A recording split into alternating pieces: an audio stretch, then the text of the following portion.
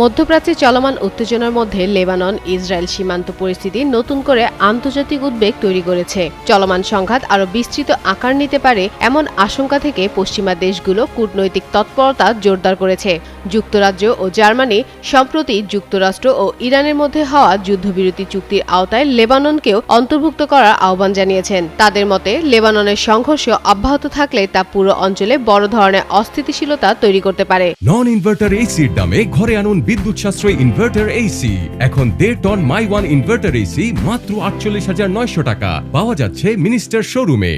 যুক্তরাজ্যের মধ্যপ্রাচ্য বিষয়ক মন্ত্রী হামিস ফ্যালকোনার সতর্ক করে বলেছেন, চলমান হামলা ভয়াবহ মানবিক সংকটের রূপ নিতে পারে। তিনি লেবাননের বিদ্রোহী গোষ্ঠীকে নিরস্ত্র হওয়ার আহ্বান জানান এবং ইসরায়েলকে সাময়িক অভিযান বন্ধ করার অনুরোধ করেন। অন্যদিকে জার্মানির চ্যান্সেলর ফ্রেডরিক ম্যার্টস ইসরায়েলি প্রধানমন্ত্রী বেনিয়ামিন নেতানিয়াহুর সঙ্গে আলোচনায় লেবাননের সামরিক কার্যক্রম বন্ধ করে শান্তি আলোচনা শুরু করার গুরুত্ব তুলে ধরেন। এদিকে মাঠ পর্যায়ে পরিস্থিতি ক্রমেই অবনতি হচ্ছে।